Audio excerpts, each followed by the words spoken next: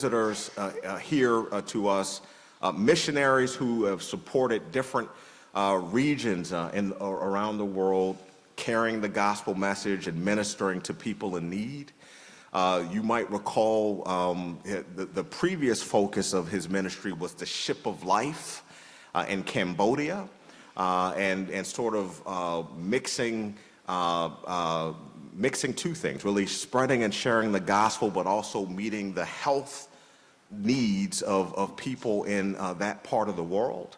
And really just did an extraordinary work there. And now he just let me know that, and this is a real life testimony, you know, the world still does not fully embrace God's truth. So the Cambodian government did not support the fact that they were spreading the good news of Jesus, and so put more restriction in place that now have prohibited him from carrying on that particular ministry in that part of the world. So now he has shifted his focus to serving the needs of Iranian refugees in Austria. Again, so moved to a different sector of the world, but still carrying the banner of Jesus Christ in a great way. So this morning, we will hear from our brother Bill McDonough and be able to hear some updates from his good work. And he will also be our speaker this morning during our worship service, so we have a second opportunity to hear from him as well. But if you don't mind, please give your attention, please, to our brother Bill McDonough. Brother McDonough, all yours, sir. Yes, sir. It's always good to be here. We, of course, are saddened by the fact that the lady that introduced us to you is no longer with us. It was Martha Kneep that brought us here. We've known Martha for many, many years. She left this earth for a better home. You know, she'd been on that trip her whole life. It's a trip, a voyage that we're all on. And we make stops along the way. We influence others as we go. And Martha, I know a little bit about her history. Grew up here, I think, and came back home when her husband retired. But Martha moved to Korea when GI's wives were not supposed to go to Korea. Her husband was a young officer, and he was sent to Korea, and they said, "But you can't go. We don't have facilities. We don't allow dependents to go." Martha said, "I'm a civilian. I'm not in the military." And soon as Jerry got settled, she moved to Korea and rented a little house in the rice paddies, lived on the local economy. And there she found her daughter, her love of her life, Stephanie. And later on, Martha and Jerry moved to Germany, and that's where we got acquainted with them. Martha was a very faithful member of the English-speaking church in Mannheim, Germany, where we happened to be working with the German congregation at the time. The congregations used the same building, and so we also often worshiped with the English-speaking church and got well acquainted with Martha. Martha always tried to convert her husband. She did everything she knew how to do, but Jerry was not interested in changing his religion. But Martha made an effort to invite us over to their home in Germany. She'd leave tracts laying around on the coffee table, kind of subtle things, you know, in order to try to teach Jerry. And Jerry became a good friend. And we tried hard also to teach him, but he never made that decision. But that didn't stop Martha from living a faithful life to the Lord. She introduced us to you, and for that I'm very thankful. And I always remember that when I come here, very often David would introduce me and he'd say, "Bill's a part of our family." Well, I'm glad to be a part of your family, and I hope you consider me that as well. In John chapter 14, Jesus said, "If anyone loves me, he'll keep my word, and my Father will love him, and we will come to him and make our home with him." Sounds pretty simple, doesn't it? if you really love me, then we're going to keep his word. And he said, you're going to come to me and you're going to make your home with me. I wish it was as simple as it sounds. If it weren't for Satan, for the other power in this world, it would be very simple. But Satan is, of course, trying with all of his might to keep us from obeying God. Very often people say, well, this and this and this is wrong with the church. And I say, what's really wrong with the church is the devil. It's the devil. It's not Christ. There's nothing wrong with Christ, and the church is Christ's body. And it's that influence that the devil has from the outside, and we're all influenced by him, even if we maybe think we're not. We're all influenced by him, and we're influenced by our culture and our society. And so the devil is there working strongly against the Lord, and that's what's wrong with the church. I want to ask us if we're more passionate about evangelism than we are about anything else. I'm passionate about evangelism. Without evangelism, there'd be no church. Unless we're passionate about evangelism, there won't be a church here in 30 years. Unless we're doing more than just converting our own children, we won't have a congregation here in 30 or 40 years. And so, what do we spend most of our time doing, and what do we spend most of our time thinking about? There's a difference between what a church believes and what it practices. Now, don't get excited. Listen to me for just a minute. But there's a difference between what a church believes. We as Christians do our best to follow the New Testament church. The church's faith is what we believe, and that must not change. That can't change for any reason. Hebrews 13, verses 8 and 9, Jesus Christ is the same, yesterday, today, and forever.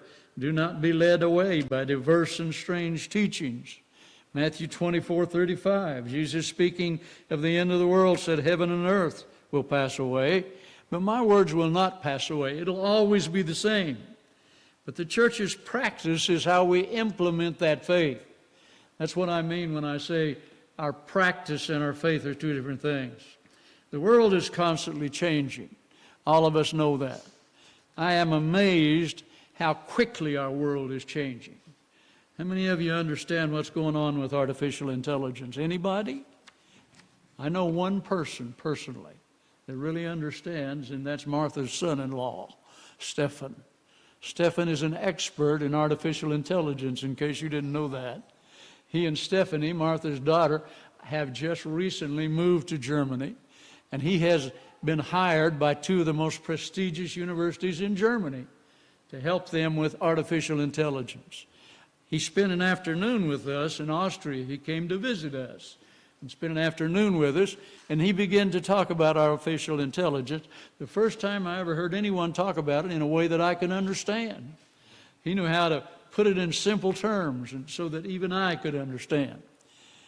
I forgot most of what he told me, but nevertheless, our world is changing, and we know that it's going to continue to change, and so we as the church need to change, not in what we believe, but in the way we implement our belief, in how we practice it, in the methods that we use.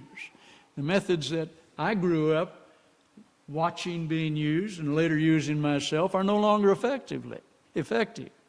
I grew up in the northwestern United States, in Idaho and eastern Oregon. And there was a man from Seattle, Washington named Maurice Tinsdall. And he put out what they called Tinsdall's charts. Did anybody ever hear those or see those?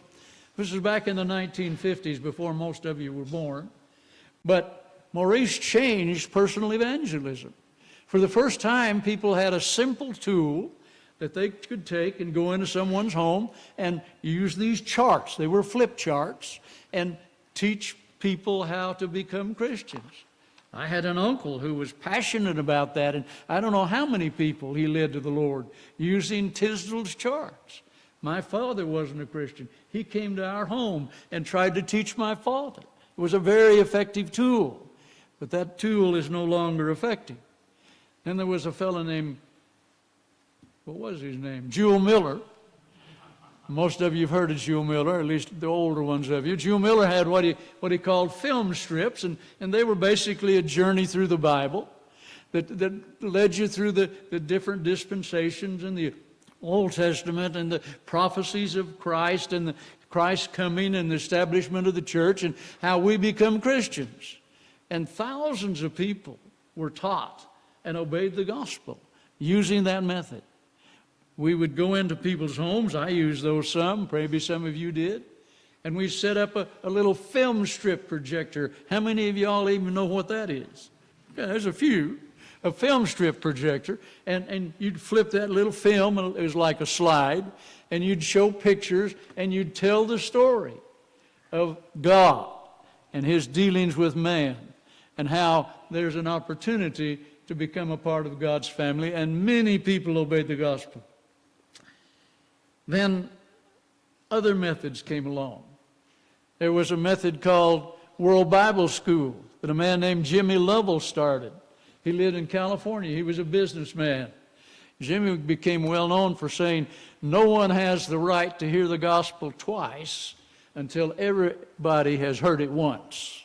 I'm not sure I agree with that, but nevertheless it presented a very real need. Everyone needs to hear the gospel.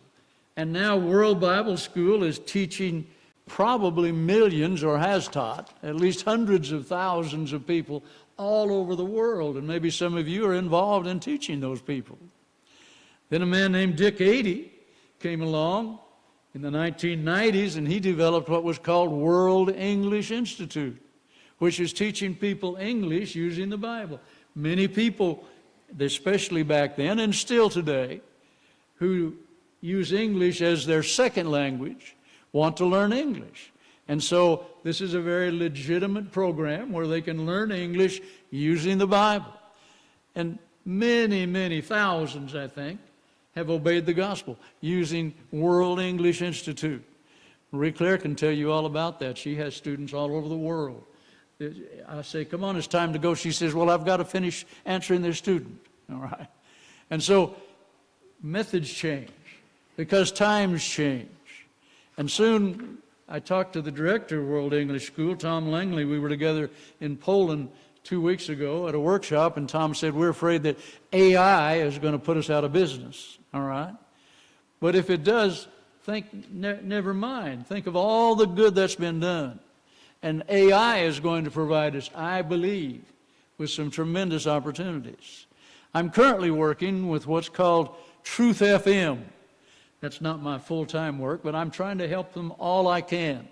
Truth FM is FM radio, internet radio basically, so that we want to get stations in as many languages around the world as we possibly can.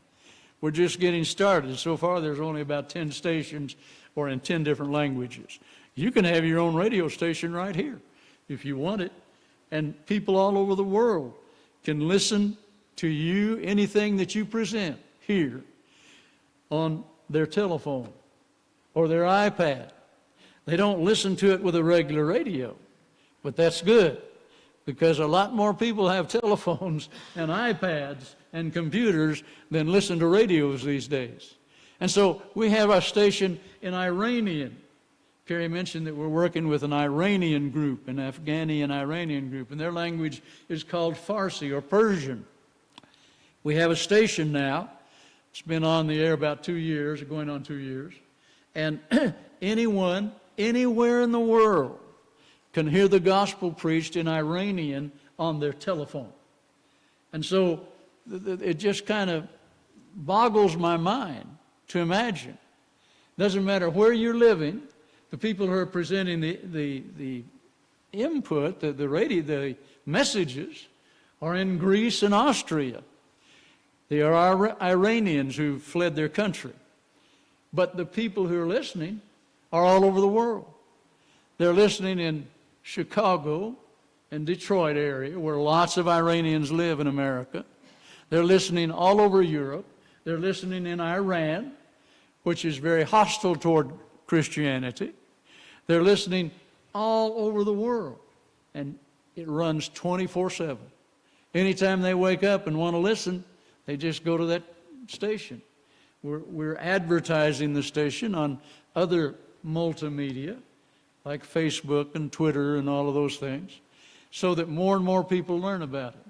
But just imagine, they now are developing, and we're trying to help with that. And I don't know the technology, but I know a lot of people, and that's where I come in.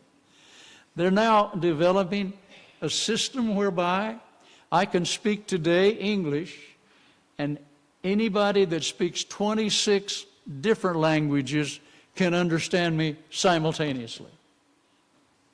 A headset, a telephone. I speak in English. You can listen in Spanish, Italian, French, 26 different languages. And those language numbers are increasing. They hope to have 100 different languages available. So that no longer will we have to have translators. Now we go somewhere, if you don't speak the language, well, you've got to have a translator of some kind. Maybe you can do it with your phone, or maybe it's one-on-one live translation. But soon, it'll be just like the day of Pentecost. Only it won't be a miracle. It'll be AI. And so give thanks for artificial intelligence. If it frightens you, talk to Stephen. He says, don't worry about it. That it's not going to hurt us. That it's all manageable. It's not going to take away everybody's jobs. It's not going to do away with the need for humans, because AI can't think. That's the big thing. So humans still have to do the thinking for them, but I'm not going to give you the information all that I learned from Stephen. But we just share this with you to tell you not only what we're involved in, but to show you the potential. We hope to have FM radio, Truth FM, in 100 languages within the next 2 years. So everywhere I go, and I go a lot of places, I was with missionaries from 22 different countries 2 weeks ago in Poland, and we talked about it there. We were with missionaries in the Philippines about 2 months ago, and we talked about it there. And we set up 6 new stations in 6 new languages in Southeast Asia. And so pray about it. Tell your friends, if you have some friends that speak another language, go to truthfm.com, and there you'll see their webpage, and it'll show you all the different languages that are available. So pray for that. I believe that this may be one of the greatest things that has come about in our time, at least, in sharing the gospel. The single most effective way for the church to grow, church experts tell us, is to plant new churches. And by planting new churches, we're reaching new groups of people. We're planting new churches. We're in Austria because I spent 20 years in Germany. I'm fluent in German. My wife is from France. She speaks French, and she's learning German. You better not say how old she is. But she's learning German because these Iranian refugees fled Iran. Most of them are what are called economic refugees. They want a better life, and they can get jobs in Austria and so on. But some of them are religious refugees. Some of them fled Iran because they were believers, and they were being threatened, and so they left. We have a congregation there that meets. Our attendance average is around 20. We have about 30 who are baptized believers who were previously from the Muslim faith, about 30, but because of work and what have you, we only average about 20 on Sunday mornings. But they now have the opportunity to listen to the gospel being preached, not only by me through a translator that we have. We have an excellent translator who's from Iran. He speaks 5 languages, Western languages, plus a whole bunch of others. I don't know how many he actually speaks. He speaks French and English and German, and I don't think he speaks Spanish, Italian, plus Farsi and Urdu and a bunch of Middle Eastern languages. He dedicates himself. He works at a hotel. He has a good job. He's an assistant manager at a hotel. He became an Austrian citizen just a year or so ago, the first one of our group of refugees that were able to do that. So we're proclaiming the message to these people who never had a chance to hear it. That's always been kind of my challenge. Let's go to places where they never had a chance to hear it.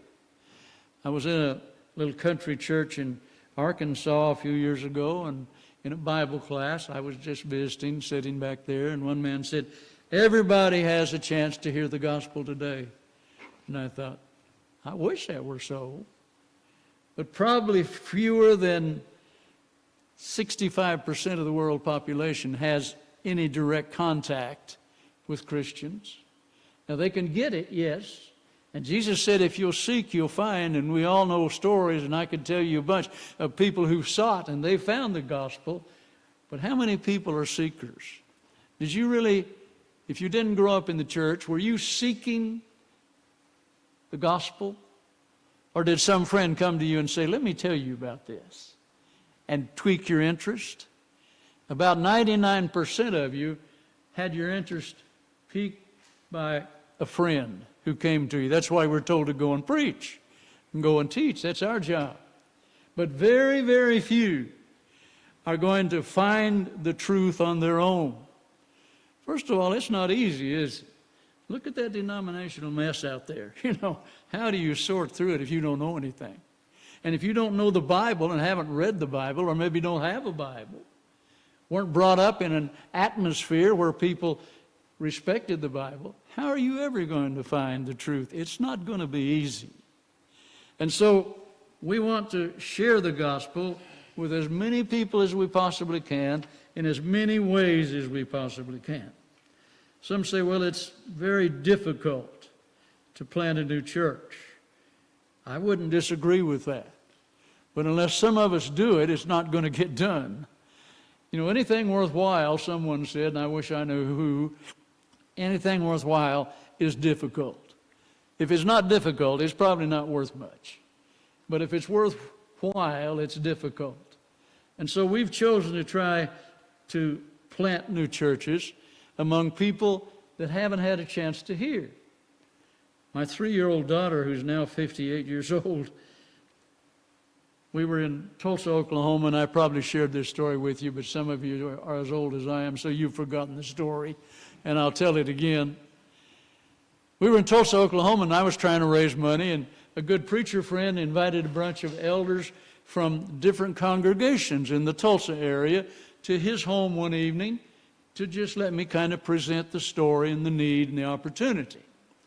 Well, there were 8 or 10 of these elders who were sitting in this brother's living room, and one of them asked me, he said, well, Bill, I've often wondered, when you go someplace and there's not a single Christian that you know of, how do you start a church?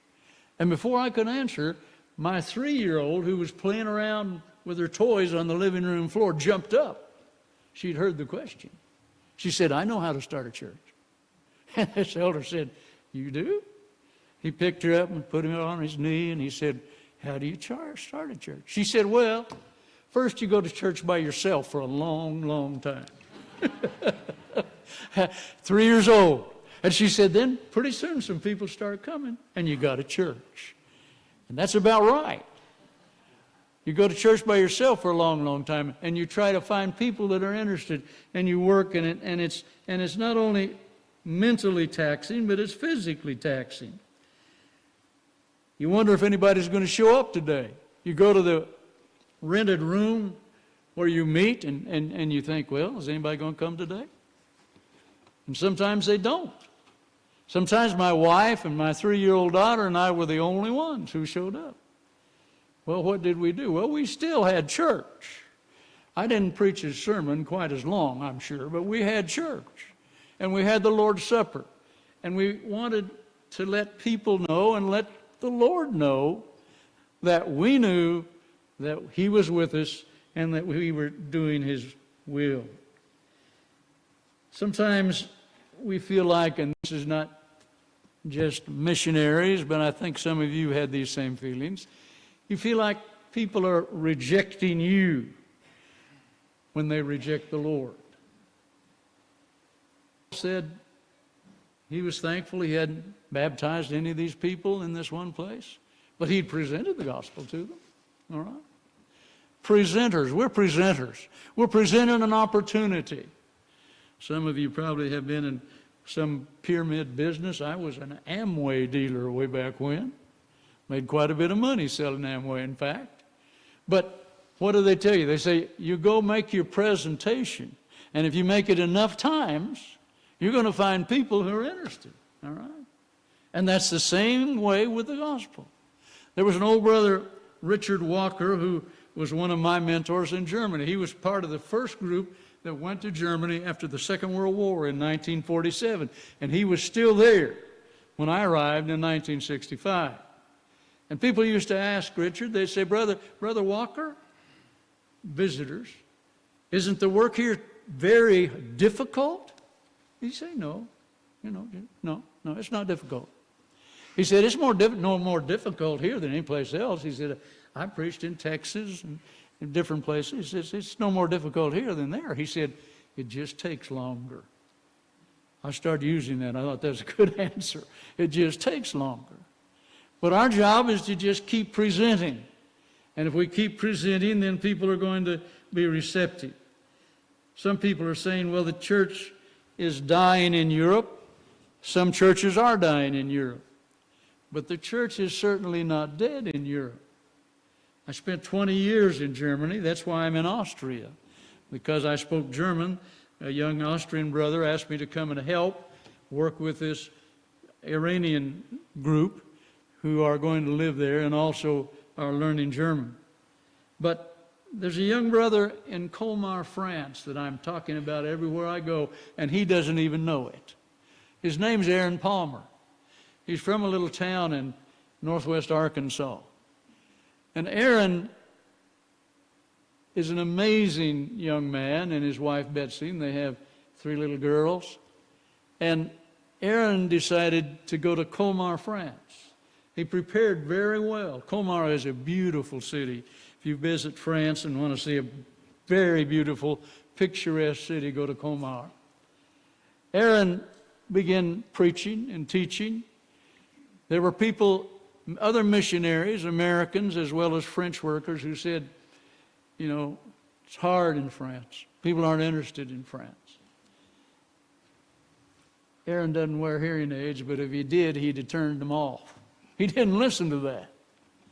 He didn't listen to that. And because he didn't listen to that, Aaron is building a church. He's been there going on 6 years, has an attendance now about 50, has baptized 40-some, but the work is hard. It is for some people, but it's not for Aaron. Now, what's the difference? And I hope we can apply this personally. If you say, well, I can't reach my friends, they're not interested. What's the difference? What's the difference in someone like Aaron and someone else who's been in France for 35 years and the church is getting smaller where he is? What's the difference? It's his faith in God. His faith in God. And because he believes strongly that God wants the gospel preached, Aaron's preaching it. And he's using every opportunity he has to share the good news. And there are people everywhere who are interested in the good news. What's the most wanted information in the world today? Some people would say, well, it's where I come from, what's my purpose, where am I going? I don't think that's the most wanted. I think the most wanted information is, how do I get rid of my sin? They all know they're sinners. Jesus said that he didn't come to condemn the world. The world was already condemned. They all know they're sinners. We don't have to tell them that. That doesn't mean we shouldn't preach against sin. We should. But people know. I know what my weaknesses and my sins are, and I should be willing, and I hope I do, admit that I have those problems and do something to change them. I want to be pure. I want to be clean. I want forgiveness. I want to go meet Martha and the Lord when my time comes. So what's the difference? The difference is faith in what Jesus tells us. Do you believe that Jesus wants everyone saved? You said that he did. So we need to be very careful who we listen to. How can we reach our friends? Well, friendship evangelism, great idea. Make friends with everyone you see. Smile all the time. I hope people say, you have a lovely smile. That means you smile a lot, if they say that. And I hope people tell you that. Make friends. Help people. Greet your neighbors. Talk to everybody you see. And more than just, how are you doing? When you say, how are you doing? You don't really want to know. You know, this old person that's sick and hurting, and when they start to tell you, you think, how do I get out of here, you know? All right? Make friends, make true friends. Be there for people. But know that just being friends is not going to lead anybody to the Master. That's going to open the opportunity. It's going to present the opportunity. People can know you for a lifetime and like you a lot and be a good friend of yours. But if you never use this opportunity to share the gospel with them, they think that you think that they're okay. They think you approve of them because you never say anything to give them any other idea. And you may make some enemies. I'm reminded that a couple of years ago, I went to a little town neighboring Little Rock where we keep our stuff. And I was at church one evening, and this woman came up to me and she said, Bill, I don't think you'll remember me, but I remember you very well. She said, I remember the night that you and Danny Burleson, that was another brother, came to our house. And she said, Donnie, her husband, was a Christian, but I wasn't. And she said, you opened the Bible and you showed me how I was mistaken. She said, you did it kindly, but she said, when you left, I told my husband, I'm never going back. And she said, I hated you. You know? But she said, if you hadn't have come, I wouldn't be here at church tonight if you hadn't have come. So sometimes, maybe people are going to hate us. But we're not in the business of just making friends. We're in the business of saving souls. And so if people do hate us because we did what was right, well, I'm sorry.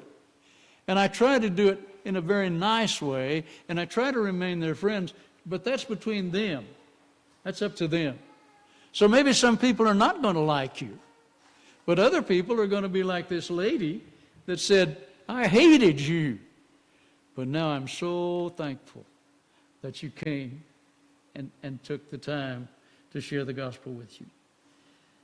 We have a wonderful little group in Salzburg. Some of them left Iran, as I mentioned, because of their faith. I think I shared this story with you before, but I'll share it again. Our translator, I probably didn't share this one, our translator who speaks all those languages was a teacher of language at the university in Iran. But he also was in the military, like most young men, because they have a draft system. And because he spoke languages and was a linguist, he was assigned to the high-ranking officers as their translator and driver. And he said, I had to take these colonels and generals everywhere they went, and if they needed translation, which they did because they were visiting military people from other countries, I had to translate for them. And he said, but if they just wanted to go out and get drunk, I had to go with them then too, because I was their driver. And he said, I said, well, what rank were you? He said, I was a 3rd lieutenant. Well, as best we could figure out, he probably would be a captain in America. He said, I was a 3rd lieutenant, and these people were all colonels and generals.